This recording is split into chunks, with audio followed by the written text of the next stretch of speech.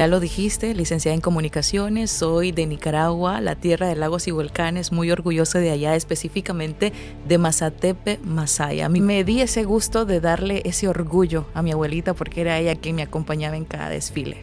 Entonces tenía doble contrato, estaba en esa radio, era voz de marca, pero por otro lado también me llamaban para hacer comerciales, tanto para televisión, o sea, yo sentía que estaba realmente en el punto más alto de lo que yo jamás en la vida me imaginé que iba a llegar a ser. Y todo fue por no decir que no a ninguna. Todo lo aprendí en el proceso. Saliendo de la radio, de una de las radios, recuerdo que dos encapuchados en una motocicleta me dicen: hola Mónica, ya sabemos a qué hora sales, a qué horas entres, ten mucho cuidado. Y yo pues mi shock, así como que, ¿qué pasó aquí? Pero periodista, y que te corten la lengua. Le cortaron la lengua. Entonces, y a otros periodistas, también colegas, estaban encarcelados. Pasaron 2 años encarcelados. Entonces puedes lograr lo que quieras en la vida. Y no hay limitaciones. Las limitaciones están en la cabeza, están en la mente. Si tú dices, es que no puedo porque soy pobre, vas a seguir siendo pobre toda la vida. El éxito nunca viene solo. Y realmente es así. El éxito no solamente es para esas personas que lo obtienen, sino también el mérito es para las personas que te apoyan en el proceso. Las quebraditas, cositas así, ¿va? Yo siento que esté dentro de mí, ¿no? Yo al contrario, yo...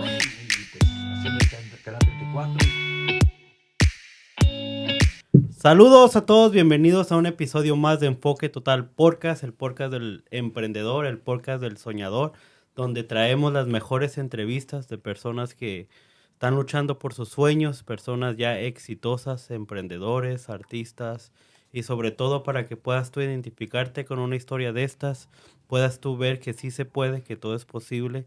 El día de hoy tenemos una gran invitada. Ella es licenciada en comunicaciones, maestra de ceremonias, locutora profesional, trabaja en la radio, originaria de Nicaragua. Así que tenemos una gran invitada. Vamos a darle un fuerte aplauso a Mónica Alejandra. ¡Bravo! Muy buenas. Gracias a ti por esta invitación. Wow, esa presentación me gustó, ¿eh? Gracias. ¿Cómo te encuentras el día de hoy? Muy bien, gracias a Dios. Muy contenta de poder aquí compartir contigo, con todo tu equipo. Felicidades por este espacio, por este podcast que sé que va a ayudar a muchas personas. Sí, al contrario, pues gracias a ti por aceptar la invitación y pues te queremos conocer. Sabemos que vemos tu perfil y eres una mujer muy emprendedora, muy exitosa, y queremos que nos compartas un poquito, para los que no te conocen, ¿quién es Mónica? Bueno, ya lo dijiste, licenciada en comunicaciones, soy de Nicaragua, la tierra de lagos y volcanes, muy orgullosa de allá, específicamente de Mazatepe, Masaya, mi pueblo al cual pues extraño muchísimo, se extraña mucho el ambiente, la comida, los vecinos, la familia, se extraña todo. Pero bueno, aquí estamos cumpliendo metas, sueños que muchas personas migramos a este país para eso. Cierto, ¿y cómo fue tu aventura allá? ¿Cómo es en Nicaragua? ¿Cómo fue tu vida de chiquita? Pues a ver, una gran historia que mira que no te he contado y ya estoy llorando, ¿eh? Soy muy llorona, lo siento. Bueno, te comento. Nací precisamente en Mazatepe, ya te lo comenté. Vengo de una familia económicamente, podríamos decir, muy baja, muy mal, económicamente mal. Me crié con mi abuelita materna. De hecho, conocí a mi madre a los 13 años. ¿Por qué? Porque mi madre migró a Costa Rica cuando yo tenía 3 meses de haber nacido. Entonces, me quedo en manos de mi abuelita, al igual que con mis 2 hermanos mayores, que lamentablemente uno de ellos falleció 6 meses después que yo migré aquí a Estados Unidos. Entonces, me crié en ese ambiente de pobreza, de limitaciones, de muchas dificultades. Habían días en los que no había para comer. Mi abuelita trabajaba vendiendo atol para poder mantener a 3 niños. Entonces, imagínate, mi abuelita tenía en ese entonces, cuando mi mamá se va para Costa Rica, tenía 69 años. Y era prácticamente una abuela soltera. Entonces, ella no dijo, no, está bien, déjame a mis nietos, yo los cuido. vete tú a buscar oportunidades a Costa Rica para que tú empieces a ayudarme con los niños, está bien, ¿no? Entonces mi abuelita se hace cargo de nosotros, pero lamentablemente durante esos 13 años no supimos de mi mamá. Cuando ella regresa a Nicaragua, hubieron muchísimas limitaciones. En ese transcurso, lamentablemente, era un contexto muy tóxico. ¿Por qué? Porque crecí, aparte de la pobreza, crecí en un ambiente de vicios. Mi papá fue alcohólico durante mucho tiempo. Le encantaban los juegos de azar, las cartas y todo eso, que a la larga se convierte en vicio también. Mi hermano mayor, lamentablemente, siguió los pasos de mi papá. Y la partida de mi mamá, o sea, el que ella haya migrado a Costa Rica, le dolió más a mi hermano mayor porque él ya tenía 10 años de estarla disfrutando como mamá. Y al día siguiente que te digan, no, ¿y mi mamá dónde está? Y no sepan qué responderte y buscas a tu mamá durante los otros días y al final pues no hay respuesta, ¿no? Entonces crecimos en ese contexto y yo crecí con fotos de mi mamá. Mi abuelita me decía, mira, ella es tu mamá. Y cuando ella venga la vas a respetar porque, pues en fin, no siempre los valores, el respeto, ella me lo inculcó y hoy en día es a la mujer a que le agradezco, que en paz descanse, Dios en gloria la tenga. Y a ella le debo la mujer que soy ahora porque me crió con mucho respeto, con muchos valores y con mano dura, a como crían los abuelitos, ¿no? Que no puedes salir aquí, que no puedes ir allá. Entonces me crié en ese contexto muy, muy difícil. Te digo, aparte de la pobreza, estaba el tema de los vicios por el lado de mi papá. Yo vivía con mi abuelita, pero aún así yo sabía, desde muy chiquita, yo sabía que yo iba a ser diferente. Yo sabía que tenía otra visión. Era totalmente distinta al comportamiento que tenían las personas que me rodeaban. Tías, primas, mi papá incluso, mis hermanos. Entonces yo decía, voy a ser diferente. Yo no me siento así. Entonces, toda mi primaria, gracias a Dios, fui muy aplicada. Siempre sacaba excelentes calificaciones. No hubo un 14 de septiembre, que en mi país pues son las fiestas patrias. Es cuando se celebra la batalla de San Jacinto, o sea, son las marchas, ¿no? De escolares. No había día en que yo pues no portara una bandera de excelencia académica. Cada año, ¿no? Entonces, al final hice colección de banderas de excelencia académica, de tanto de primaria como de secundaria, que aquí sería el high school. Y siempre me di ese gusto de darle ese orgullo a mi abuelita porque era ella quien me acompañaba en cada desfile.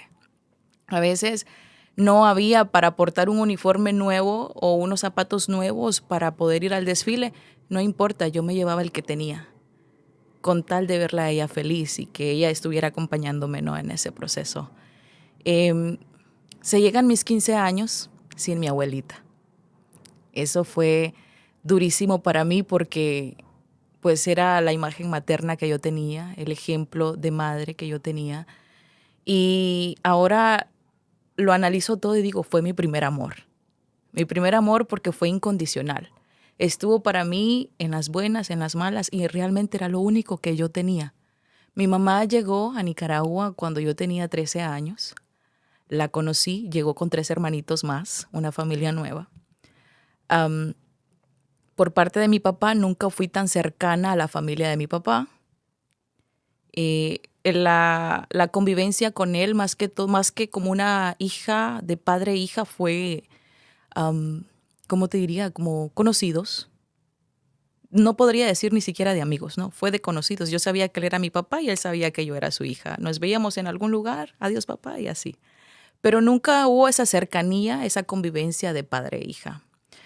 Con mi mamá, ella llega a Nicaragua cuando yo tenía 13 años. Recuerdo que yo estaba en clases y llegan todas mis primas a decirme, oye, Mónica, que vino tu mamá de Costa Rica. Y pues yo me quedo en shock porque de la noche a la mañana que te digan que tu mamá, a la que no conoces, a la que nunca has visto, llega ya a Nicaragua. Y fue tanta mi emoción que ni siquiera pedí permiso en mi salón de clases para salir. Agarré mis cosas, las puse en mi bolsa y salí corriendo con mis primas. Íbamos corriendo hasta mi casa. Llego y me encuentro pues un una multitud de gente entre los vecinos, mi abuelita, mis tíos, mis primas, y pues estaban abrazando, ¿no? A mi mamá, a su nueva familia. Y yo me quedo así como que en shock. Pero yo estoy, esa imagen jamás se me va a olvidar, ¿eh? Yo estoy en un grupo entre las vecinas de mi edad, entre mis primas también, y luego ella como que vuelve a ver el grupito de niñas que estamos ahí, 13, 14, 12, en esa edad, ¿no? Y abraza a una de las vecinas y le dice, oh, tú eres mi hija, vente para acá. Entonces la agarró y la abrazó. Yo me quedé así. Pues no la culpo porque tampoco ella me conocía. Ella no sabía que ella no tenía una imagen mía. Ella no sabía que yo era su hija. Y entonces recuerdo que la vecinita, porque era una niña, le dice, no, yo no soy tu hija es ella. Y me señala. Entonces mi mamá me dice, ven, dame un abrazo. Entonces ya la abracé. Lloré un montón, pero lloré porque por fin estaba conociendo a mi mamá, de la cual mi abuelita me comentaba muchísimo. Luego de eso, bueno, hubieron muchos percances en la familia en que, por ejemplo, mi mamá quería ejercer autoridad sobre mí, pero no una autoridad como una madre que te aconseja y te dice, haz esto, haz lo otro, sino como muy autoritaria. Por ejemplo, mi hermano mayor trabajaba en construcción. También, pues de ahí sacaba para el vicio, ¿no? El alcohol, fumaba mucho cigarro. Nunca lo vi en drogas, nunca lo vi en esa situación, pero sí mucho cigarro y mucho alcohol. Entonces, desde los 13 años, imagínate mi hermano en el vicio. Mi hermano llegaba de trabajar y mi mamá, me decía, Mónica, ve a lavarle la ropa a tu hermano. Yo con 13 años. Entonces lo hice un par de veces, hasta que un día mi hermano dice, no tengo ropa limpia. ¿Qué pasó aquí? ¿Por qué? O sea, mi ropa está sucia y necesito para ir a trabajar. Entonces mi mamá me dice, Mónica, pero ¿por qué no le has lavado la ropa a tu hermano? Entonces yo le dije, discúlpeme, pero yo no soy empleada de nadie. Él tiene sus manos buenas, perfectamente puede ir. Yo desde muy chiquita fui muy consciente de todo siempre. Él tiene sus manos buenas y puede ir a lavar su ropa. Aparte que pues tampoco trabajaba para dar a la familia, sino que era para su vicio. Entonces yo sentía que estaba contribuyendo al vicio de mi hermano. Y pues mi mamá reaccionó de una manera que no me lo esperaba, me golpeó. Se mete mi abuelita y le dice, última vez que tú le pones una mano encima a la Mónica. Y mi mamá reacciona y le dice, pero ¿por qué me está quitando autoridad si a mí me dolió? No, lo que dicen las mamás muchas veces, a mí me dolió, yo la parí. Y entonces mi abuelita le responde, madre es la que cría, no la que la parió y se fue durante 13 años. Entonces le dolió eso tanto a mi mamá que agarró sus cosas, su familia nueva y se fue de la casa.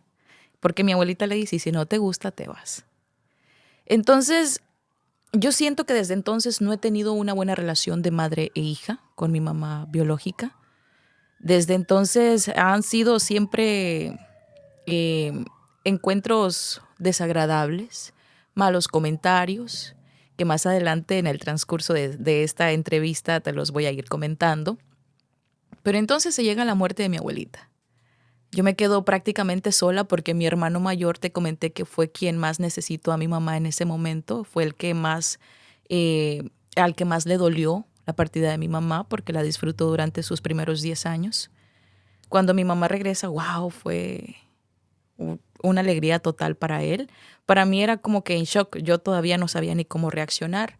Entonces, cuando mi mamá decide irse con su nueva familia a vivir aparte por todo lo que había pasado en la casa, mi hermano mayor decide irse con ella. ¿No? Entonces está también mi otro hermano, que es el de en medio, por así decirlo, se va a vivir con mi abuelo y mi abuelo le da vida de campo, le enseña todo lo que es cultivo. ¿Por qué? Porque no quería que ese hermano también se perdiera en el vicio igual que mi hermano mayor, que ya estaba encaminándose. Entonces mi abuela le pidió ayuda a mi abuelo materno para que le pusiera mano dura, ¿no? Por así decirlo. No quiero que él también siga los pasos de mi hermano mayor. Entonces, mejor llévatelo, dale tu mano dura, edúcalo, y así fue. Entonces, mi hermano de en medio no decidió estudiar, se quedó con la vida de campo y ahora no tiene ningún vicio, pero sabe muchísimo. Él trabaja en soldadura, él trabaja en carpintería, él es albañil, él es pintor, él sabe de agricultura, él sabe absolutamente todo. Entonces, pues gracias a Dios, ¿no?, que él no se perdió en el vicio. Ahora, con el tema de la muerte de mi abuelita, se llegan mis 14 años. Recuerdo que yo jugaba fútbol. Jugué fútbol durante toda la secundaria. Entonces íbamos a juegos departamentales. Y resulta que un día yo tenía un partido como a 2 horas de donde yo vivía, ¿no?, ya en el departamento. Entonces vamos a jugar y de repente recibo una llamada que me dicen, tu abuelita se cayó. Yo había ido con el permiso de ella, con el consentimiento de ella. Si ella no me daba permiso, obviamente yo no iba. Yo era muy obediente con ella, ¿no? Aparte de que pues me crió con mano dura y me cate corto, por así decirlo, como decimos en mi país, ¿no? Entonces, resulta que me llaman y me dicen, tu abuelita se cayó. Entonces yo llego porque ella reciente había tenido una cirugía en su brazo. Ella se había caído, ya era una persona de edad, se había caído y se había roto todo su brazo y le pusieron platino para que ella pudiera pues tener prácticamente pues su brazo y no tener que quitárselo. Entonces se cayó ese día de los nervios porque se encontraba sola, yo era todo para ella. Y en ese momento cuando uno está pequeño, por así decirlo, tenía yo 14, 13 años, pues uno no se pone a analizar esas cosas. Tampoco uno es sabio para saber que tu abuelita se va a caer y se le va a bajar la presión y que se va a poner muy mal. Entonces yo busco la manera de regresarme desde donde yo estaba y llego. Cuando ella me ve y me dice, mi niña, y me abraza, ¿no? Entonces todo ese día ella pasó con la presión alterada, padecía del corazón también, siempre estaba con taquicardia. Entonces teníamos a un doctor ahí, el doctor le dio medicamento para calmarla. Se llega la noche y a ella le da un infarto. Resiste el primer infarto. El doctor logra controlarla. Luego me dicen, te tienes que quedar a dormir con ella por si ella necesita algo. Entonces estábamos durmiendo no puedo decir que era una cama porque ni siquiera dormíamos en una cama. Era, no sé cómo le llamen en tu país, pero era hecha de madera y por el centro, en vez de tener madera o un colchón, estaba hecha de nylon o de saco. Era como, en mi país le decimos tijera o catre. Catre. Ajá. Entonces, me quedé a dormir con ella y como a eso de las 5 de la mañana, yo siento que la cama o donde dormíamos, se comienza a mover. Y fue mi susto que pues era ella teniendo otro infarto. Entonces yo empiezo a gritar y empiezo a pedir ayuda y a levantar a mis primas y a mis tías. Y logra calmarse, o sea, le pasa el primer infarto, lo resiste. Luego vuelve otro, o sea, a ella le dieron 3 infartos. Yo sentía que ella no se quería morir por dejarme sola, porque yo era los ojos de su cara, la niña de sus ojos, no sé cómo expresártelo, pero yo era todo para ella. Y ahora me doy cuenta que ella era todo para mí. Porque a raíz de que ella fallece sucedieron muchísimas cosas. Recuerdo que algo en mí, a mis 14 años, me decía, cuando la estaba viendo en agonía, no en agonía, sino que le estaba dando ya el último infarto. Algo en mí me dijo, por favor, háblale. Dile que tú vas a estar bien. Dile que ya puede descansar en paz, que ella ya hizo todo su trabajo contigo. Entonces, cuando yo escucho eso, yo hablo y yo le digo, te amo, te agradezco todo lo que hiciste por mí y mis hermanos, pero es momento de que tú descanses. Ya sufriste muchísimo en este mundo, yo no sé de dónde me salieron las palabras. Ya sufriste muchísimo en este mundo y te prometo te prometo que voy a ser alguien en la vida, que todo tu esfuerzo no va a ser en vano. Te prometo que voy a ser alguien de bien y te vas a llegar a sentir muy orgullosa de mí. Entonces, cuando yo dejo de hablar, descanso en paz. O sea, era como que ella estaba esperando esas palabras para poder descansar en paz, ¿no? Y ahora que me acuerdo, vienen a mí todas esas palabras porque ha sido un proceso muy difícil. Realmente el luto se carga por toda la vida. Y más cuando es un ser tan querido como el que vio por ti desde muy chiquito, cuando sin importarle la edad que ella tenía, 69 años, ya falleció a los 84, 13 años de criar a sus nietos, o sea, un trabajo duro. Pasó vendiendo atol durante casi toda su vida para poder criar a sus hijos y luego a sus nietos. Y analizando un poco su vida me doy cuenta que ella probablemente haya sido feliz con sus nietos, porque era todo lo que ella tenía. Y si tú me preguntas a qué etapa de mi vida me gustaría regresar, es a esa donde la tenía ella. Donde la tenía ella porque realmente fue lo más especial y fue un ángel en mi vida. Entonces, cuando ella fallece fue en agosto, mis 15 años iban a ser en octubre.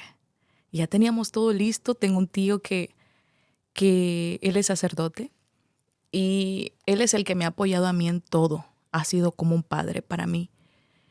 Y él ya venía planeando mis 15 años junto con mi abuelita. Qué color iba a ser el vestido, qué color iba a ser el pastel y que íbamos a invitar a mis amigos de la escuela, del colegio, etcétera, ¿no? Entonces, cuando mi abuelita fallece, yo no quería nada. Yo no quería fiesta, yo no quería nada. Recuerdo que vivíamos en un espacio como este que tú tienes aquí, ¿no? Pero haz de cuenta que el techo era un colador. Se nos pasaba todo el agua cuando llovía. Estaba construido con zinc y con madera que tenía hoyos por todas partes. El frío, cuando era tiempo de frío, nos pegaba muy fuerte. Pero yo era feliz. Yo realmente ahora veo las cosas y era feliz porque la tenía a ella, que era todo para mí y que yo era todo para ella. Entonces, cuando tú empiezas a hacer una retrospectiva de tu vida, o en mi caso, de mi vida, empiezo a valorar absolutamente todo. Cuando llegan mis 15 años, recuerdo que mi mamá no fue a mis 15 años, mi mamá biológica. Tampoco fue a mi graduación del high school. Tampoco fue a mi graduación de la primaria. O sea, yo no tengo un recuerdo con mi madre biológica en donde ella realmente me esté apoyando. A pesar de que ella ya estaba en Nicaragua y ya estaba ahí prácticamente. O sea, se supone que tienes 13 años de no ver a tus hijos, de no ver a tu hija. ¿Por qué no apoyarla en sus momentos, no? Y más ahora que no tenía a su abuelita. Entonces se llega este día de la fiesta y me dice mi tío, Mónica, vamos a hacer tu fiesta, no vamos a poner música. Recuerda que tu abuelita era lo que más quería, que ella te quería ver con tu vestido puesto y que se moría por verte con ese vestido naranja porque ella eligió el color. Entonces, pues yo dije, por hacerla feliz a ella está bien. Me puse el vestido, no hubo música, los invitados llegaron y prácticamente todos los abrazos que me dieron no fueron de felicitaciones, fueron de lo siento mucho, porque ya la gente sabía que había perdido a mi abuelita. Entonces, fueron unos 15 años muy tristes, la verdad, muy, muy tristes. Pero lo hice en memoria de ella porque yo sé que ella soñaba con ese momento para mí. Empiezo la universidad.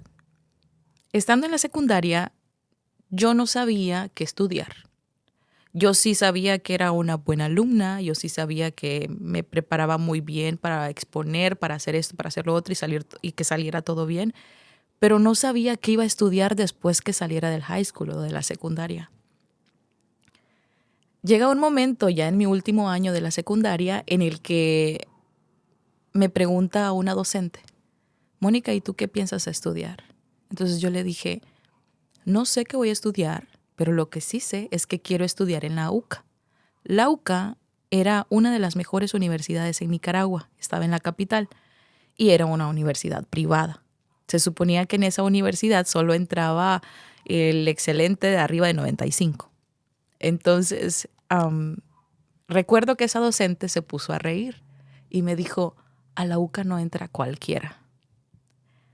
Entonces yo me quedé así como que no tuve reacción, ni me bajó el ánimo tampoco, porque yo muy dentro de mí sabía lo que tenía y sabía que sí podía.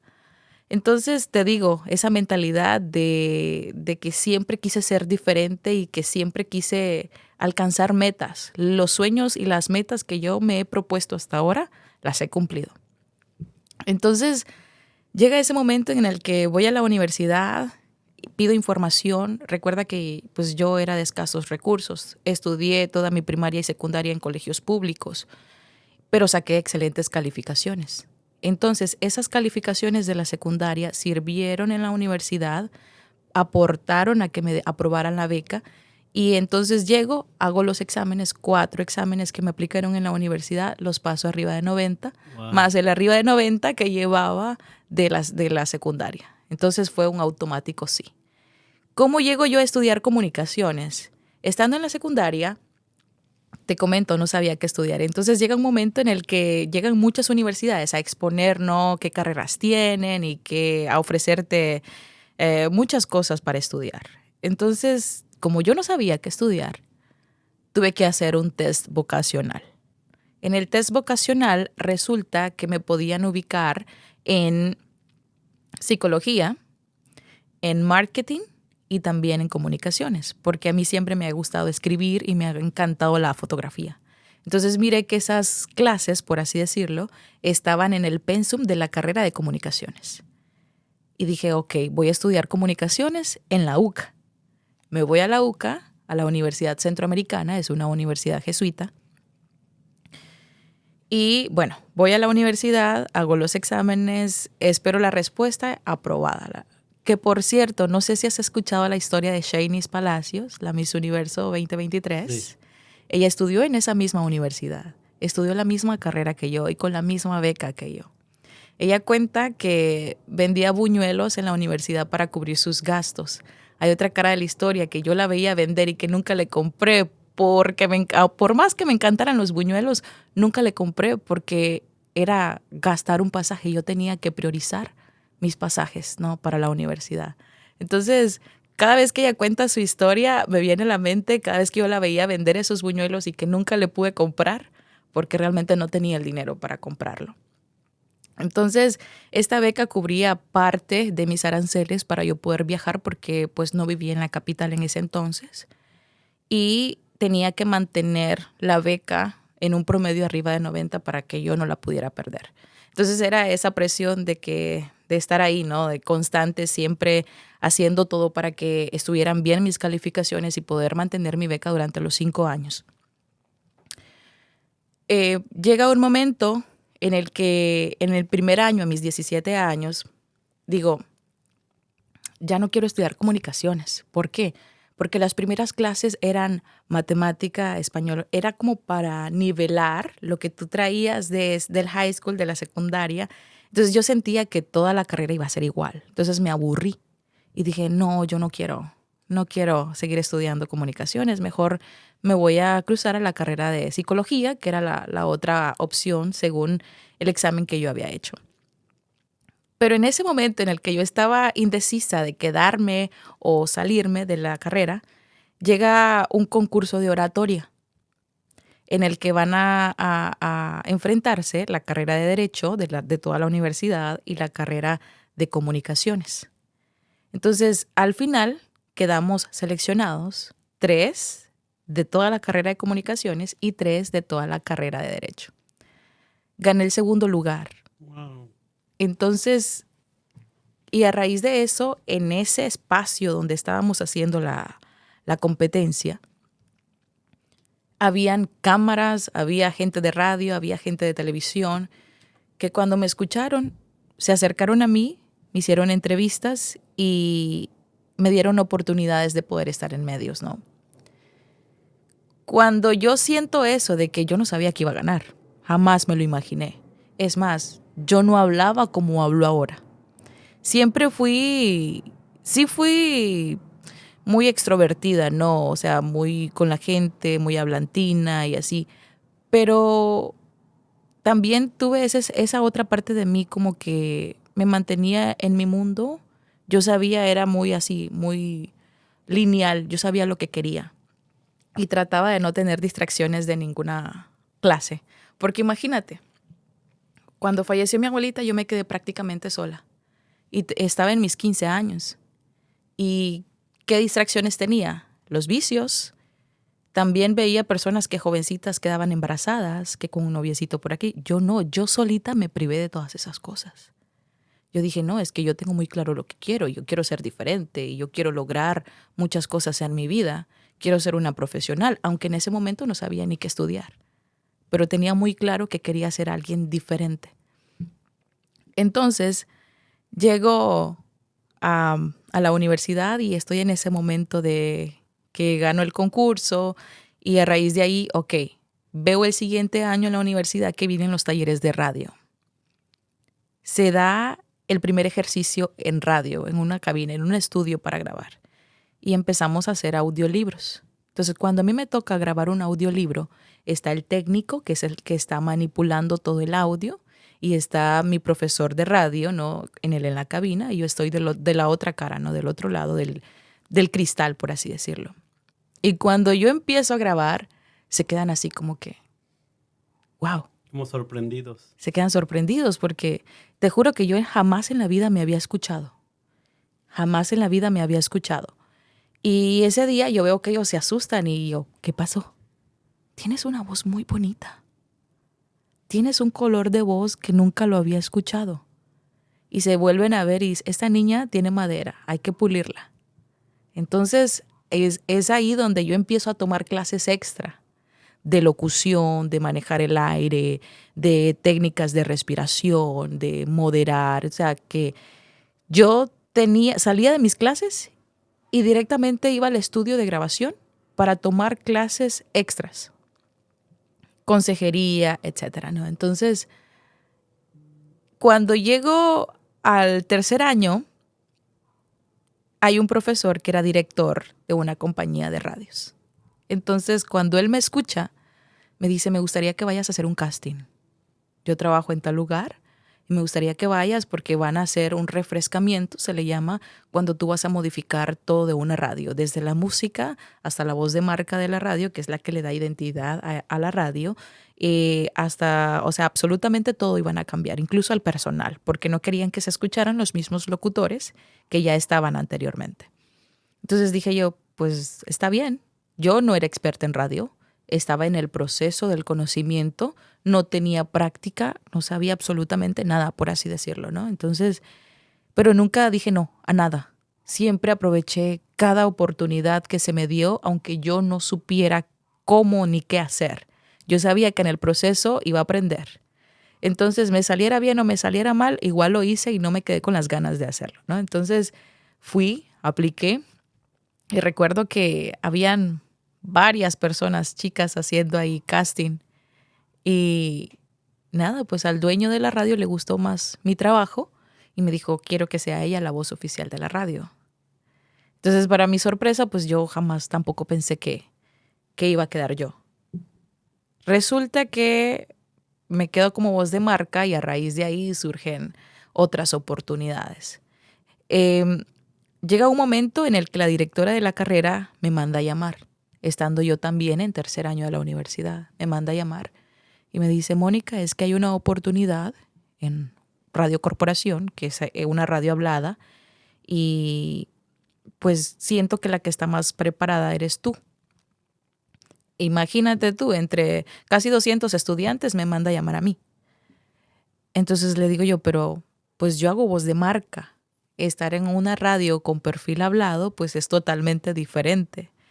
Ya es otro tipo de trabajo, de manejo, etcétera. Y me dice, pues están buscando una pasante y sería una buena oportunidad para ti, para que te empieces a mover más en la radio. Entonces dije, pues está bien. Acomodé mi tiempo en las clases, acomodé mi tiempo siendo voz de marca en esa radio y dije, sí, está bien, yo voy. Y empiezo a hacer noticias, a aprender, a estar allí conduciendo programas, revistas, etc. Se da el tema del 2018 en mi país. No sé si tú conoces un poco sobre la temática política de mi país, ¿no? Se da una rebelión total en 2018. Y en esa radio, pues prácticamente me contrataron como a los 3 meses de estar haciendo pasantía, me contratan. Resulta que la oposición del gobierno en turno quiere hacer programas políticos para entrevistar a toda la gente afectada. Entonces, buscan una voz femenina y la primera recomendada fui yo. Wow. Entonces, esta organización me contrata, pero con doble contrato. Eran 2 programas. Era conducir primero un programa de contexto político en el que íbamos a entrevistar a todas las personas afectadas, madres que perdieron a un hijo en una balacera, personas que fueron golpeadas por paramilitares, policías, etc. Entonces yo dije, está bien, sí, voy a hacerlo. El otro programa era trabajar a la par con un candidato a la presidencia. Entonces era donde él expresaba todos los cambios que quería hacer para Nicaragua y yo era como una mediadora entre él y el público que lo escuchaba, le hacía preguntas, etcétera, ¿no? La participación de la ciudadanía. Entonces tenía doble contrato, estaba en esa radio, era voz de marca, pero por otro lado también me llamaban para hacer comerciales, tanto para televisión, o sea, yo sentía que estaba realmente en el punto más alto de lo que yo jamás en la vida me imaginé que iba a llegar a ser. Y todo fue por no decir que no a ninguna. Todo lo aprendí en el proceso. Entonces, llega otro momento también en el que me llaman de otra radio para trabajar en cabina. Y era 4 horas en la mañana, de 7 a 11, 12 del mediodía. Y era para trabajar en una radio de perfil oldies, música clásica en inglés. Yo no hablaba inglés, yo no sabía inglés. Y yo dije que sí. Pues ahí voy a aprender. ¿Qué hacía yo? Ponía el traductor de Google para ver cómo se pronunciaba y pues así aprendí también. De ahí aprendí un poquito más inglés. Empecé a conocer el perfil de la música, los artistas, los cantantes y me quedé. Entonces yo ya tenía prácticamente 3 trabajos en radio y estaba bien económicamente, por así decirlo, porque cada trabajo contribuía a mi crecimiento, tanto personal como profesional, económico también. Entonces, llega ese momento en el que surgen las amenazas. Como profesional del periodismo y siendo independiente también y trabajando prácticamente pues con la oposición, aunque yo era alguien mediador, o sea, yo no estaba ni opinando en los programas. Básicamente mi trabajo era escuchar al público que llamaba, tener a un especialista, entrevistar al especialista sobre el tema y darle entrada a la gente, de ser esa voz de la gente que quería expresarse. Pero yo jamás opiné. Igual en mi otro programa era escuchar las propuestas nuevas que tenía este precandidato a la presidencia y escuchar al público también que le hacía preguntas. Y aún así, pues las amenazas llegaron. Saliendo de la radio, de una de las radios, recuerdo que 2 encapuchados en una motocicleta me dicen, hola Mónica, ya sabemos a qué hora sales, a qué horas entras, ten mucho cuidado. Y yo pues mi shock, así como que, ¿qué pasó aquí? O sea, yo ya no quería me regresé totalmente de donde estaba, me regresé, tomé agua y fue así como que, ¿pero qué está pasando aquí? Las amenazas continuaron. Otra igual. Hola Mónica, ya sabemos de dónde sos, ya sabemos quiénes son tus hermanos, ya sabemos dónde vivís. Ten mucho cuidado con lo que decís y haces. Entonces fue como que yo dije, ya no puedo. ¿Por qué? ¿Cuál fue mi miedo? A un colega que trabajaba en televisión, a él lo hicieron ver como que fue atacado por cualquier persona que le roba, etcétera. Pero periodista y que te corten la lengua, le cortaron la lengua. Entonces, y a otros periodistas, también colegas, estaban encarcelados. Pasaron 2 años encarcelados. Entonces, ¿qué podía esperarme a mí con estas amenazas? Yo dije, ni modo, tengo que irme, no solamente por mi seguridad, sino también la de mi familia, porque ya venían mis hermanos en esto de las amenazas. Entonces tuve que renunciar a todo lo que yo había logrado. Te digo que ni siquiera pude, sí terminé la universidad, sí tengo mi título universitario, pero ni siquiera pude subir a esta ceremonia, ¿no? de graduación y tener ese mérito, ese momento bonito para recordar. No pude. Tuve que renunciar a todos los trabajos que tenía en ese momento, todos los contratos que tenía fueron cancelados. Y al final pues tuve que salir de mi país prácticamente en emergencia. Salí de forma irregular, como muchos, como miles que llegamos aquí a Estados Unidos por una necesidad, y en mi caso fue por resguardar mi vida y la de mi familia. Ahora, pues toda la trayectoria desde Nicaragua para acá fue otra odisea. O sea, ya todo lo que te conté ahora se suma esta trayectoria que fue de 15 días, 13 días cruzando México. La parte de Chiapas, imagínate que lo crucé, bueno, obviamente crucé con personas que no conocía porque prácticamente venía yo sola, y el resto de gente pues yo no la conocía. Venían otras 2 nicaragüenses y en el transcurso te vas encontrando con personas de otros países. Salvadoreños, guatemaltecos, colombianos, de todas partes, ¿no? Cubanos, venezolanos. Entonces, la trayectoria llego por tierra, por así decirlo, ¿no? En buses de forma regular hasta la frontera en Guatemala. Ya de Chiapas y cruzar todo México fue lo más difícil que he experimentado en mi vida. Pero hoy agradezco a Dios por todo lo que he pasado, por todas las necesidades que he tenido, porque hoy valoro todo lo que me ha costado estar aquí donde estoy y ser lo que soy. Valoro todo el esfuerzo que hizo mi abuelita por criarme bien y por salir del contexto en el que crecí de forma victoriosa, por así decirlo, porque no muchas personas logran salir de eso. Te conté que mi hermano mayor falleció a sus 34 años sin poder formar una familia. A los 6 meses que yo migré para acá a Estados Unidos, él fallece y se siente esa impotencia, ¿no? De no poder estar ahí con tu familia y de no poder despedir a tu hermano como hubieses querido, ¿no? Cuando yo me despido de él, al salir de Nicaragua, yo ya sentía y ya sabía que no lo iba a volver a ver, porque él estaba en un estado prácticamente vegetal. El tomar mucho alcohol, el perderse en el vicio a temprana edad hizo que un cúmulo de enfermedades. Empecemos por la diabetes.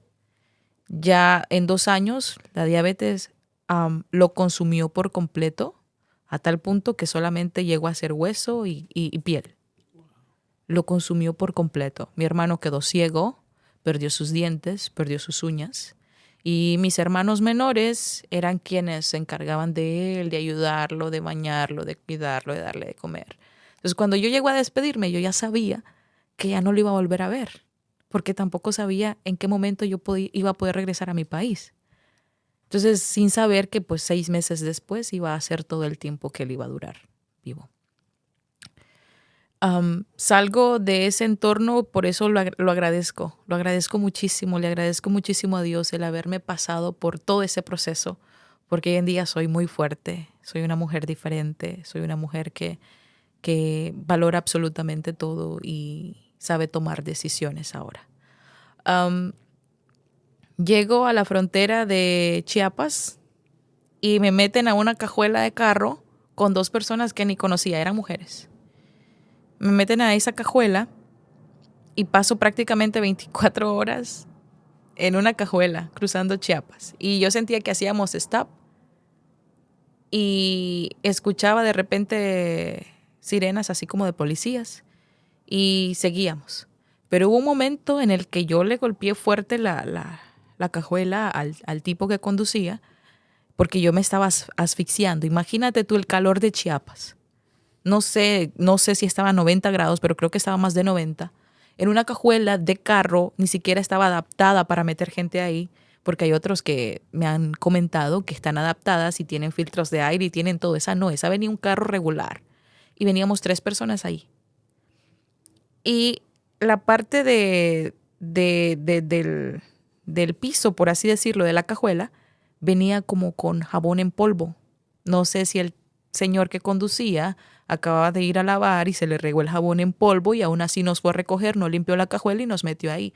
Entonces imagínate el calor ardiente de esa hora en Chiapas, en una cajuela pequeña con otras 2 personas que ni siquiera conoces y el olor a jabón, yo me estaba asfixiando. Yo no soportaba. Yo le dije, le toqué y le toqué y le toqué hasta que se detuvo y enojado, molesto, nos sacó a las 3 que veníamos ahí y nos dejó. Nos tocó escondernos donde la policía o las personas que pasaran no nos vieran. A como pudimos nos comunicamos con la persona que estaba encargada de que nosotras llegáramos bien, porque pues polleros, coyotes, muchos hay, ¿no? Entonces le llamamos a esta persona y le comentamos qué era lo que estaba pasando y lo mandan de regreso a recogernos. Nos vuelve a subir a la cajuela y seguimos el recorrido. Llegamos a un lugar en el que tenemos que caminar. Pero imagínate tú que el que te está esperando es una persona que obviamente tampoco conoces y con un, no sé, en mi país le decimos machete o un cuchillo grande, no sé cómo le llaman en tu país. Sí, machete. Machete, ok. Entonces, un machete enorme, bien afilado y pues tú no lo conoces y está en lo oscuro y ese fue el miedo, o sea, ver a esa persona ahí en lo oscuro que te está esperando y con un machete, ¿y qué me va a hacer? O sea, vienes con esa zozobra, aparte de todas las ideas que la gente y comentarios de la gente que dicen que te va a pasar esto, te van a hacer aquí, te van a hacer allá, otros ni la cuentan, que te van a secuestrar. Entonces traes toda esa carga encima y aparte todo lo que estás viviendo y todo lo que estás experimentando en ese momento, wow, qué complicado, ¿no? Entonces, bueno, dije yo, en todo momento me puse en manos de Dios y yo dije que se haga tu voluntad, Señor. Llegamos con este señor y nos empieza a guiar. Nos cruzamos la carretera y empezamos a caminar como quintas, como fincas. Quizás unos 3, 4 kilómetros caminamos, pero en esa trayectoria de las fincas habían ríos cortos, pequeños, no tan profundos. Y recuerdo que habían adaptado el pase de las personas, parece que por ahí es donde más pasan, y pusieron piedras sobre el río grandes para que las personas pudieran pasar por ahí sin mojarse. Entonces llega mi turno y yo cargaba una mochila. Pues me ganó el peso de la mochila en el equilibrio y yo me caigo. Caí en el agua. Toda la ropa que cargaba y todas las cosas y comida que cargaba para el viaje se mojaron. Entonces no me queda de otra que levantarme, agarrar mi mochila mojada y seguir caminando. Otra de las muchachas que venía puso el pie, pensó que era una piedra y en realidad era un lagarto. Entonces ella pone el pie pensando que era una piedra y aquel animal empieza a sacudirse así. Y yo, ¿pero qué es esto? Los gritos, ya te imaginarás. Y el señor esperándonos del otro lado, riéndose, muerto de la risa. Y le pregunta a la chica que pisó al lagarto, oiga, ¿qué fue ese animal que está ahí? O sea, se sacudió, era inmenso, ¿qué es eso? Oh, es que aquí hay lagartos, dice, pero aquí se crían, eso es normal aquí. O sea, no nos dijo al inicio para que tuviéramos el cuidado, sino que pues le valió al Señor, no, o sea, pasamos y ya, bueno, ese fue otro trauma. Cuando llegamos a un lugar donde supuestamente íbamos a descansar por todo lo que habíamos caminado y lo que había pasado, yo iba empapada, entonces empiezo yo a sacar toda mi ropa de mi mochila y a colgarla para lograr si se seca al siguiente día para poder continuar la trayectoria. Llega una camioneta de esas inmensas, o sea, una cajuela, una tina, le llamamos, ¿no? La parte de atrás de las camionetas, inmensa. Nos llega a recoger, pero yo estaba en ese proceso de tender mi ropa, ¿no? Y nos dicen, vámonos, ya es hora, súbanse a la camioneta, rápido, rápido, rápido, rápido, pero así, o sea, y yo, ¿y mi ropa? no me dejaron ni siquiera agarrar mi ropa de regreso y ponerle mi mochila. Todo quedó ahí. O sea, yo continué la trayectoria sin ropa. Por suerte, las chicas que iban conmigo me prestaron de su ropa. Entonces, ok, continuamos la trayectoria. Ya no llevaba comida, ya no llevaba ropa. Llegamos a un momento en el que tenemos que quedarnos en un lugar durante 2 días porque había un enfrentamiento entre la gente que, ¿cómo le podemos llamar? No era cártel, era pandillas que controlaban la zona. Entonces había un enfrentamiento entre el cártel de no sé quién y la pandilla de la zona que controlaba, ¿no?, el lugar. Y que balazos por aquí se escuchaban y por allá. Nos tuvimos que meter en un cementerio a escondernos en las bóvedas, en las tumbas, para esperar que pasara allí, ¿no?, todo lo que estaba pasando. Y ya cuando todo se calmó, nos llevaron en mototaxi a un hotel. En ese hotel, que no, pues un hotel te imaginarás tú, donde no pueda llegar la policía, donde no pueda haber alguien que realmente le llame a la policía y decir que están personas ahí, que están pasando personas ilegales, etcétera, ¿no? Entonces, nos toca quedarnos ahí. Te estoy hablando que probablemente yo ya llevaba 6 días avanzando. Llegamos a un lugar, y yo te hablo de lugares porque no recuerdo muy bien los nombres por donde pasamos, aparte que siempre fue a escondidas y que fue rápido. Hubo una trayectoria, ahí sí fue en Oaxaca. En Oaxaca hubo una trayectoria en la que comienzo a conversar con un cubano, sin saber que el cubano era de los que trabajaba con ellos. Pero yo pensé que era una persona que estaba migrando igual que yo. Entonces, comienzo a conversar con él y me pregunta, me dice, ¿te escuchas diferente? ¿Has trabajado en los medios de comunicación? ¿Te escuchas como que trabajas en radio? Me dice. Y no hablas como nicaragüense. Entonces le digo yo, sí, soy de Nicaragua. Y sí, trabajé algún tiempo, le digo yo, en radio. Entonces, ni corto ni perezoso, se fue y habló con el cabecilla, con el jefe, ¿no?, de la organización. Y recuerdo que el jefe va donde yo estoy y me dice, con que tú eres la periodista. Me dice, ten mucho cuidado con lo que dices y con lo que haces. Yo tengo mucha gente que he cruzado. Así que te puedo encontrar donde sea que tú vayas. O sea, creyeron que yo andaba haciendo algún documental o algo, grabando o algo, cuando ni siquiera me dejaban sacar el teléfono. Entonces yo le dije, no se preocupe. Yo, al igual que todas estas personas, estoy tratando de llegar al otro lado para resguardar mi vida. No hay inconveniente con eso. Más te vale, me dice. O sea, una amenaza muy, muy directa, ¿no? Bueno. Seguimos avanzando, hay una trayectoria en la que tenemos que viajar como por 45 minutos, 1 hora en lanchas, pero a velocidad que si te caes ahí quedas. Te tienes que agarrar fuerte, ni siquiera te ponen un chaleco salvavidas, nada. Una velocidad increíble. Y llegamos a un lugar en el que nos suben a trailers.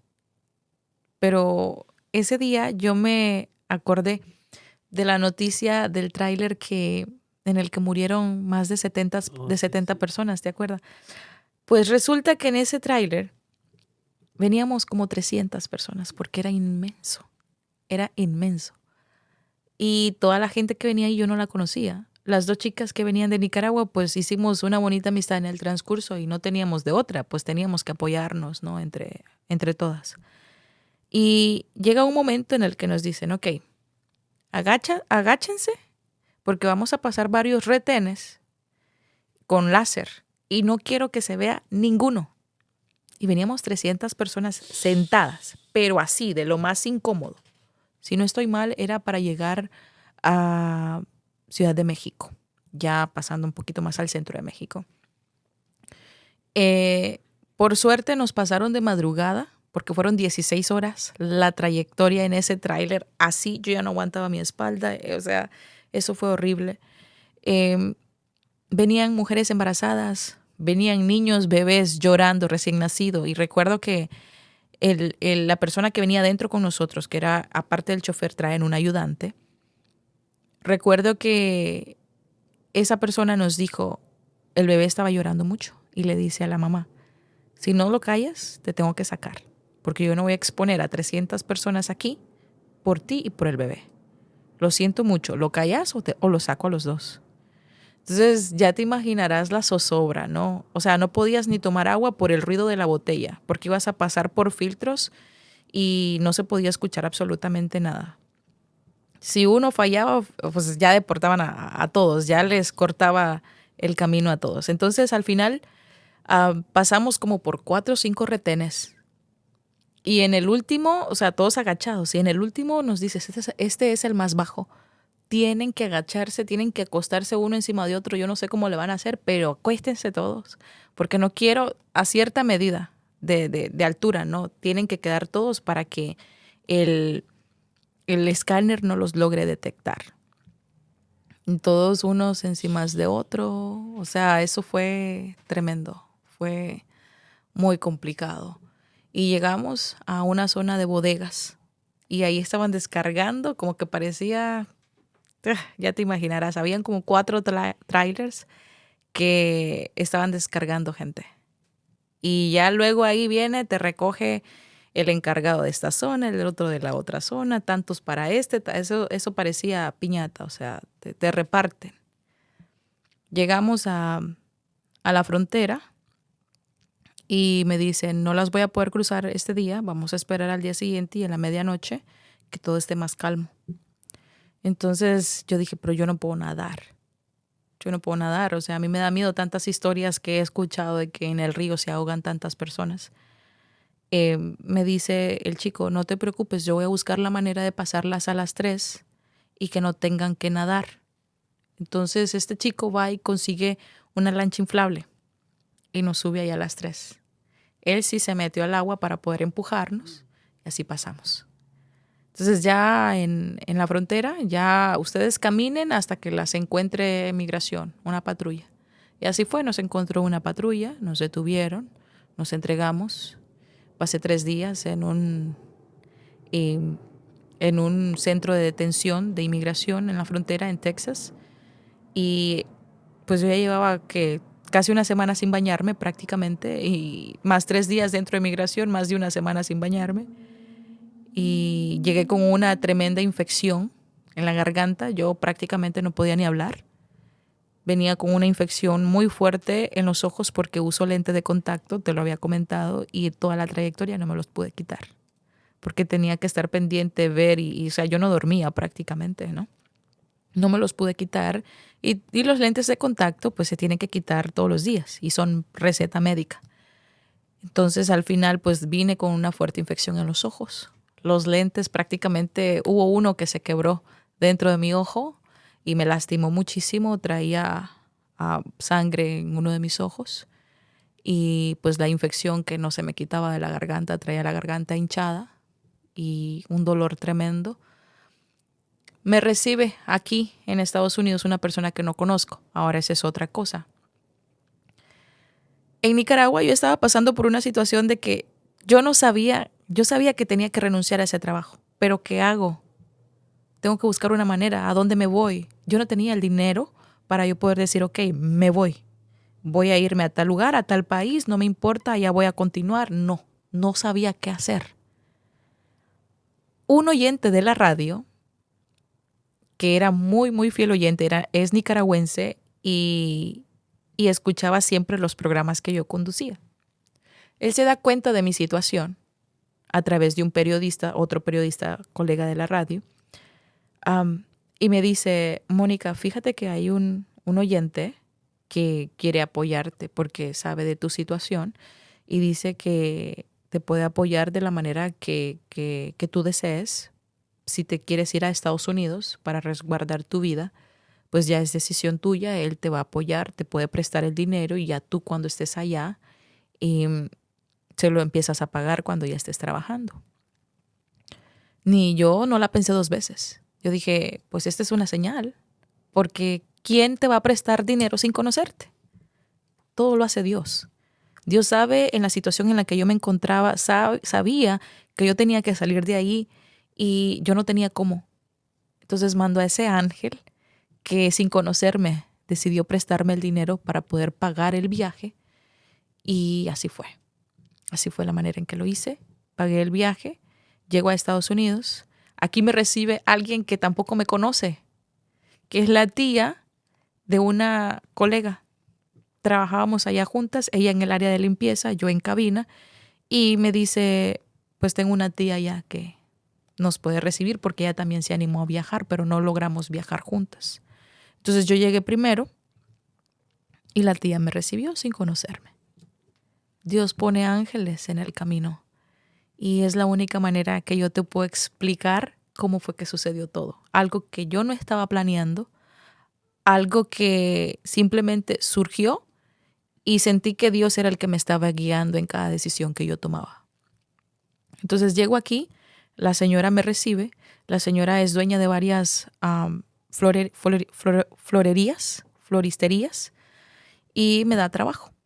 Empiezo a trabajar con ella, trabajé con ella durante un aproximado de 6 meses, porque como yo vengo sin nada, no traigo ropa, vengo enferma, tuve que esperar como 15 días para que me pudiera quitar la infección, me tuvieron que poner inyecciones. Entonces ella también me presta dinero para yo poder comprar ropa, zapato, una cama, tener donde dormir, para poder pagar mi primer mes de renta. O sea, fueron cosas que al final ya tenía una segunda deuda encima. Tenía que buscar la manera de hacer dinero para poder pagar, ¿no? O sea, la deuda del viaje y ahora la deuda que había tenido al llegar. La señora decide darme trabajo durante 6 meses, le pagué a ella. No pude saldar la deuda del viaje. Entonces yo dije, necesito buscarme un trabajo en donde me paguen un poquito más para poder pagar la otra deuda, ¿no? Entonces renuncio al trabajo con ella y me voy a trabajar como babysitter. Yo no soy mamá, pues no tengo hijos, no tenía ni idea de cómo cambiar un pañal. Entonces fue un reto para mí también aprender porque el niño apenas iba a cumplir 1 año.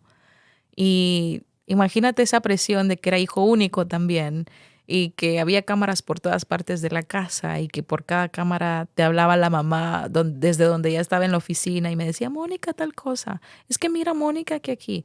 Y yo, ay, Dios mío. O sea, me sentía con esa presión, ¿no? De que yo no tenía experiencia cuidando a un niño. Traté de hacerlo lo mejor que pude. Me da COVID. Y la familia, pues, deciden despedirme porque ellos quieren a una persona que tenga carro y que no se exponga tanto como yo que viajaba en bus. No, o sea, y yo lo entendí perfectamente porque era exponer también la vida y la salud del bebé. Entonces dije yo, bueno, pues ni modo, a buscar otro trabajo. Y comienzo a buscar y a buscar y a buscar. Me salió un trabajo de restaurante. Como babysitter trabajé nada más como 3 meses. Llego a un restaurante y me dicen, en este restaurante no tenemos lugar, pero tenemos otro que ese era como una especie de sociedad entre un lugar que ofrecía música en vivo y había una barra, ¿no? Alcohol y todo, y estaba la otra parte que era la de comida, que es donde yo llegué a trabajar. Yo aprendí a hacer comida mexicana, yo ahí aprendí muchísimas cosas. Yo abría, yo cerraba, yo limpiaba, yo atendía. El inglés fue una gran barrera para mí. Estando en la florería, pues tenía que atender a gente en inglés y me costó muchísimo, muchísimo, muchísimo. Tenía que aprenderme todos los nombres de las flores y de todos los servicios que prestaba la florería para poder yo expresarme bien y atender bien al cliente. Llego a ser babysitter y resulta que pues al niño había que hablarle más en español para que él creciera con los 2 idiomas, ¿no? Y se adaptara.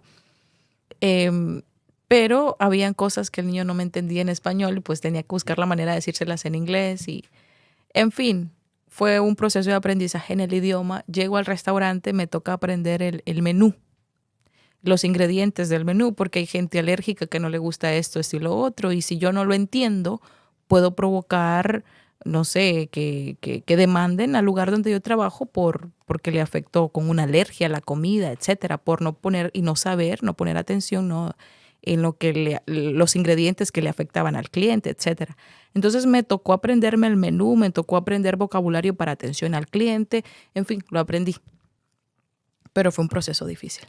Fue un año en el que yo cada fin de semana trabajaba 16 horas al día. Y no me pagaban el tiempo extra. Simplemente, o sea, me lo pagaban como una hora regular y tú sabes que eso no es así aquí. Al final de ese restaurante salió el pago de mi deuda en Nicaragua. Salió el pago también para poder tener mi primer carro. Y salió el pago de mi abogado, que hoy en día tú sabes cuánto cuesta un abogado de inmigración aquí en Estados Unidos. Y era la única manera que yo tenía para poder pagar, seguir en ese restaurante durante un año. Me bajé de peso. En fin, fue muy, muy complicado, muy difícil, desgastante, cansado. Llego a rentar a la casa de una señora que hoy en día es como mi mamá. Es prácticamente mi mamá, porque ella dice que yo soy su hija del corazón. Ella me adoptó con el corazón. Y es increíble cómo en el transcurso de la vida te falta alguien, la vida te quita a alguien, pero Dios te da a otras personas para que traten de llenar ese vacío, ¿no? Estando en Nicaragua, cuando mi abuelita fallece, me quedo un año viviendo sola, pero luego hubieron igual conflictos con mi mamá para que yo no me quedara en la casa de mi abuelita sola y me tocó irme a vivir con un tío. O sea, yo anduve, después de la muerte de mi abuelita, yo anduve rodando prácticamente, porque pues no, mi mamá no dejó que yo me quedara en la casa de mi abuelita. Entonces tuve que andar rodando. Fui a vivir a la casa de un tío. Imagínate, yo estudiaba a las 7 de la mañana, eran 2 horas de viaje. Entonces yo tenía que salir a las 5 de la mañana de la casa para poder estar a las 7 de la mañana en punto en la universidad. De ahí yo salía a la 1, 2 de la tarde de la universidad, me tocaba ir a hacer mis pasantías, mis prácticas, ya llegaba tipo 9 de la noche a la casa. Entonces la familia de ese tío comenzó a decir que yo era una vaga, que por qué yo pasaba tanto tiempo fuera, que era demasiado tiempo en la universidad y que, en fin, me sentí tan mal. Y uno de mis mejores amigos que me llegó a visitar ese día observó todo lo que estaba sucediendo, ¿no?, en la familia y el cómo se expresaban de mí y dijo, tú no tienes por qué aguantar esto, vente a vivir a mi casa. Y como la mamá de él ya me conocía, ya sabía cómo yo era, siempre he estado estudiando, siempre he sido trabajadora, siempre he salido adelante. Y la mamá me recibió con los brazos abiertos y fue como una mamá para mí también allá. Fue un gran apoyo. Viví un año con ella ahí en su casa. Fue como una mamá en todos los aspectos. Una mujer muy fuerte. Ella difícilmente la haces llorar. Yo sí soy muy llorona. Y nada, pues doña Marisol, digo su nombre porque en agradecimiento a ella por todo el apoyo que me dio. Y llegó el momento en el que me fui a vivir a la capital yo sola. O sea, ya cuando logré estar trabajando y estudiando al mismo tiempo, pues logré pagarme un lugar allá y seguir adelante, ¿no? Vivir yo sola allá en la capital. Prácticamente, pues imagínate, se dieron muchas habladurías también, tanto de mi familia como de muchas personas, que quién sabe quién le está pagando la renta, que quién sabe con quién anda, que quién es el sugar daddy, que... En fin, cuando a una mujer la ven triunfando, la ven sola, la ven que está siguiendo y siguiendo siempre adelante y cumpliendo cada meta, no va a faltar esa persona que quiera bajarte de donde tú estás y de donde estás siguiendo ese camino. Hay un dicho que dice, jamás van a apedrear al árbol que no tiene fruto, sino que quieren cortar y bajar la fruta del árbol que está más frondoso y que tiene los mejores frutos. Entonces, yo simplemente me hice del oído sordo. Igual pasó con esta profesora que dijo que a la UCA no entraba cualquiera, ¿te acuerdas? Pues me la encontré 2 años después en el parque de mi pueblo, de Mazatepe. Me la encontré cruzando por casualidades de la vida. Y me dice, hola Mónica, ¿y al fin qué estás estudiando? ¿Dónde estás estudiando? Pues estoy estudiando comunicaciones, ya llevo mi 2º año y pues usted tenía razón. Estoy en la UCA. Usted tenía razón, a la UCA no entraba cualquiera. Entonces como que luego me di cuenta que ella me había dicho eso porque la hija de ella había aplicado a la universidad y no le dieron la beca. No la aceptaron. No la aceptaron. Entonces, bueno, por cosas de la vida, a mí sí me aceptaron y gracias a Dios me gradué y me costó un montón, fue muy difícil, fue muy desgastante físicamente, mentalmente, pero valió la pena todo el esfuerzo, porque yo tenía muy claro qué era lo que yo quería y era ser una profesional, era salir adelante, era ser diferente, esa meta que tenía desde pequeña, que no sabía qué estudiar cuando estaba pequeña, pero yo sí sabía que iba a ser diferente y que iba a lograr alcanzar cada meta que yo me propusiera en la vida. Entonces, ya estando aquí en Estados Unidos, volviendo al tema, ¿no? De todo el proceso que he tenido, de que trabajé en florería, fui baby city, trabajé también en restaurante, pues llega un momento en el que yo dije, ok, ya salí de deudas, ahora necesito buscar un trabajo que me pueda dar esa flexibilidad de poder, de poder estudiar, de poder crecer. Yo no tenía metas aquí de trabajar en comunicaciones, ni siquiera se me había pasado por la mente el tema de estar en comunicaciones aquí, pero surgió la oportunidad. Te comenté que la señora que me renta, que ha sido una mamá para mí, Mami Zoila, le digo, también con mucho cariño, mucho respeto, yo le dije, lléveme a una escuela de comunicaciones. Yo quiero ir a preguntar, a ver cuánto cuesta, yo quiero ir. Me dice, ok, mija, yo te llevo. Me llevó, fui a la escuela y tenía la oportunidad de una beca también. Entonces, logré entrar a la universidad, al lugar donde fui, no era universidad, es un college. Entonces me dieron la beca para estudiar un año completo de comunicaciones. Termino las comunicaciones, que por cierto ahorita en junio es mi graduación ya, y aplico a otra beca para estudiar producción digital de radio. Entonces, digo yo, el que realmente no quiere superarse es porque no quiere. No hay excusas. Tú no me puedes venir y decir, es que no pude estudiar porque no tenía dinero, porque estudiar es muy caro. Existen las becas. Esfuérzate. Están las oportunidades. Tienes que buscarlas. No te van a llegar a tocar, hey, aquí estoy, soy una oportunidad para ti. No, tú tienes que salir al mundo, buscar tus oportunidades. Si realmente quieres superarte, tienes que buscar esas puertas, esas maneras, esas personas que realmente van a estar ahí para apoyarte. Pero hay algo muy importante, tienes que saber muy bien a quién darle tu confianza, en quién depositar esa confianza de decir, ok, esta persona realmente me puede apoyar, es una buena persona. Tienes que visualizar muy bien, porque en este país específicamente hay muchas personas que realmente te meten ideas en la cabeza. Es decir, este sí es el país de las oportunidades, pero también hay muchas personas que han dicho, y es cierto, que es el país de las perdiciones. Tú decides qué camino tomar. Y prácticamente esa es mi historia.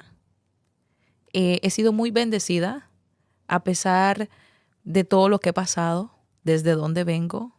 Creo que no te esperabas esta historia de alguien que creció con muchas limitaciones, muchas dificultades, muchas necesidades, pero hoy en día es una soñadora, es una profesional, es una persona que no se queda ahí estancada, sino que sigue creciendo, sigue aprendiendo y sigo aprendiendo de las personas que me rodean también.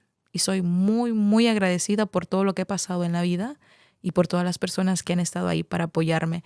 Si te fijaste bien en el transcurso de todo lo que te comenté, nunca escuchaste el apoyo de una familia, más que el de mi abuelita que me crió y el de mi tío, Juan Emilio, que lo respeto muchísimo y lo quiero muchísimo, que me vio y me ayudó como un padre. Entonces, fueron prácticamente 2 personas que me apoyaron un montón y a las cuales pues puedo decir que les debo muchísimo y les agradezco todo el apoyo que me brindaron, al igual que las personas que abrieron las puertas de su casa para mí y que me vieron y me hicieron parte de la familia y me apoyaron para yo seguir adelante. Muchas felicidades, Mónica. En verdad que escuchando tu historia, te admiro bastante. Quedo impresionado igual porque pues sabemos que triunfar no es fácil, tener resultados no es fácil y vemos una prueba más, un testimonio más que cuando alguien quiere, cuando en verdad lo tiene esa pasión, ese sueño dentro de su corazón se puede lograr y pues vemos el ejemplo de Mónica que a pesar de muchas circunstancias, que muchas de las veces pudo haber desistido y decir, ¿sabes qué? No, aquí me quedo, yo continué y aquí vemos que sí se puede. Así que una vez más, muchas felicidades, Mónica. ¿Algo que te gustaría agregar para finalizar el podcast? Gracias. Pues más que todo el mensaje para todas las personas que nos estén viendo, nos estén escuchando, decirles que puedes lograr lo que quieras en la vida. No hay limitaciones. Las limitaciones están en la cabeza, están en la mente. Si tú dices, es que no puedo porque soy pobre, vas a seguir siendo pobre toda la vida. El mensaje que quiero compartir ahora es el que siempre tienes que tener en mente qué es lo que quieres lograr en la vida. Y algunas de las técnicas para eso, te puedo decir que, número 1, ser agradecido. Ser agradecido con Dios, con la vida y con todas las personas que te apoyan en el proceso. Porque Luz María Doria, no sé si tú has escuchado de ella, ella es productora ejecutiva de Despierta América, es escritora también. Yo he leído sus libros, de hecho estoy leyendo uno ahorita, y ella en una entrevista con Margarita Pasos y la hija de Margarita Pasos, Sophie Pasos, ella comentaba que el éxito nunca viene solo. Y realmente es así. El éxito no solamente es para esas personas que lo obtienen, sino también el mérito es para las personas que te apoyan en el proceso. Entonces tienes que aprender a ser agradecida y agradecido con Dios. Gracias por esa cama, gracias porque tengo un techo, gracias porque tengo comida, gracias porque tengo un trabajo. Empezar a ser agradecido. Número 2, creer. Creer en ti, creer que puedes, creer en tus capacidades. El creer te da seguridad y una persona segura casi siempre es exitosa. Número 3 podría decirse invertir en ti. Y no estoy hablando de dinero, estoy hablando de tiempo. Edúcate, lee, ilústrate. La mente es muy poderosa y tienes que nutrirte de buen contenido. Tienes que educarte, tienes que aprender de las personas que para ti han sido exitosas, exitosos. Léeles, aprende y vas a ver cómo tu mundo va a cambiar por completo. Y bueno, ya por último, pues nada, que aprovechen cada oportunidad que se presente en la vida. Que no digan no puedo. Todo se puede. Y si en ese momento no sabes hacerlo, aprende. Pero no digas no. No digas no. Yo nunca dije no y he aprendido en el proceso y hoy estoy donde estoy. Gracias a eso. Hazlo con miedo, pero hazlo. Nunca te niegues a las posibilidades. Y nada, pues hay que abrazar la vida, hay que abrazar las oportunidades. Hay muchas personas que definen el éxito también como el dinero que genero, el carro del año que manejo. Y para mí el éxito no es eso. Para mí el éxito es el cómo vives, el cómo eliges vivir. Por ejemplo, eliges el propósito por encima del tiempo, por encima de la prisa. O bien eliges el servicio por encima de cualquier otra cosa que tú creas que eso viene a contribuir económicamente para ti. Cuando tú tienes un propósito y estás al servicio de las personas que lo necesitan, tu vida cambia por completo. Por ejemplo, este podcast. Tú podrías estar pensando, es que voy a hacer mucho dinero en YouTube porque voy a abrir mi canal y cuántos seguidores. Pero muy en el fondo tu propósito no es ese. Tu propósito es transmitir un mensaje positivo a esas personas que te ven, que te escuchan, que te siguen, para poder transformarles, para poder ayudarles, para decirles, no están solos, no solamente ustedes están pasando por esto, hay muchas personas que también están pasando por cosas peores y aún así siguen adelante. Entonces, cuando tú le das sentido a tu vida de esa manera, tu vida cambia por completo y es ahí donde se logra el verdadero éxito. El éxito no es el dinero. ¿Cuántas personas millonarias hay que no son felices? Tú con el propósito y el servicio logras llenarte, logras saciarte, logras ser feliz porque ves que has ayudado a los demás. Entonces, ese para mí podría ser la definición de éxito. Eso para mí es el verdadero éxito. Y nada, pues agradecerte nuevamente por la oportunidad. Eso, bravo, Mónica, bravo, bravo. Así es, mis amigos de Enfoque Total Podcast, síganos en nuestros siguientes episodios. En un momento vamos a poner aquí las redes sociales de Mónica para que la sigan, la busquen en sus plataformas. Así que no olviden suscribirse. Nos vemos en el próximo episodio. Hasta luego.